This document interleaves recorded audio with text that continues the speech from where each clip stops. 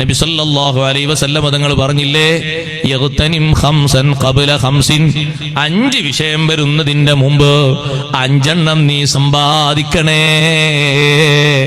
ശബാബക ഖബ്ല ഹറമിക, നിന്റെ യുവത്വം നീ സമ്പാദിക്കണം വാർദ്ധക്യം വരുന്നതിന്റെ മുമ്പ്. വാർദ്ധക്യം വരുമ്പോ നിനക്ക് പലതും ചെയ്യാൻ കഴിയില്ല. യുവത്വത്തിൽ നിനക്കൊരുപാട് കാര്യങ്ങൾ ചെയ്യാൻ കഴിയും, ഒരുപാട് വിഷയങ്ങൾ നിന്നെ കൊണ്ട് പൂർത്തീകരിക്കാൻ കഴിയും. ആ യുവത്വം നീ സമ്പാദിക്കണം, യുവത്വം നീ മുതലാക്കണം. യുവത്വകാലത്ത് സാധിക്കുന്ന അത്രേ വാർദ്ധക്യകാലത്ത് സാധിക്കില്ലല്ലോ. യുവത്വകാലത്ത് ഒരാൾക്ക് അമല് ചെയ്യാൻ കഴിയുന്നത് പോലെ വാർദ്ധക്യകാലത്ത് അമല് ചെയ്യാൻ കഴിയുമോ? ഇല്ല. യുവത്വകാലത്ത് ഒരാൾക്ക് ദീനിന് വേണ്ടി പ്രവർത്തിക്കും പോലെ വാർദ്ധക്യകാലത്ത് ദീനിന് വേണ്ടി പ്രവർത്തിക്കാൻ കഴിയുമോ? ഇല്ല. അതുകൊണ്ട് യുവത്വം മുതലാക്കണേ. ഖബ്ല ഹറമിക, നിന്റെ വാർദ്ധക്യം വരുന്നതിന്റെ മുമ്പ് നിന്റെ യുവത്വം നീ മുതലാക്കണം.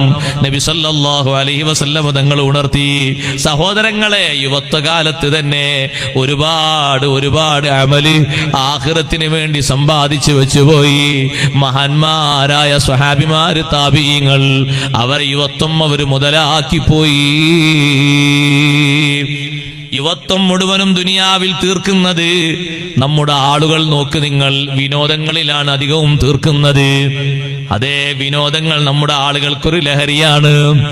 എല്ലാ തരം വിനോദങ്ങളും കൂട്ടിക്കോളൂ. ഒറ്റക്കിരുന്നാലും വിനോദം നടക്കുമല്ലോ ഇപ്പോഴത്തെ കാലത്ത്. സംഘമായിട്ട് ആളുകൾ വേണ്ടതില്ലല്ലോ, ഒറ്റക്ക് തന്നെ സംഘമായിട്ട് ആളുകളെ കൂട്ടിയിട്ട് കളിക്കാൻ പറ്റുന്ന കാലമല്ലേ ഇപ്പോ. ഒരു ഗ്രൗണ്ടിലേക്ക് തന്നെ ഇറങ്ങണമെന്നില്ലല്ലോ കളിക്കാൻ.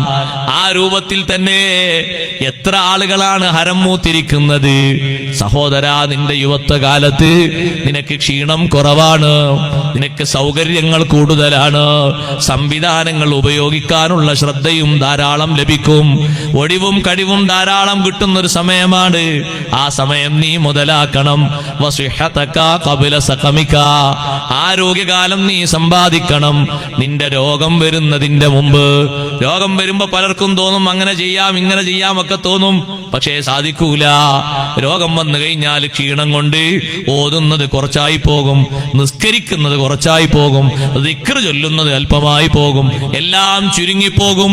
ക്ഷീണമല്ലേ ബാധിക്കുന്നത്. അതുകൊണ്ട് ആരോഗ്യകാലം മുതലാക്കണം.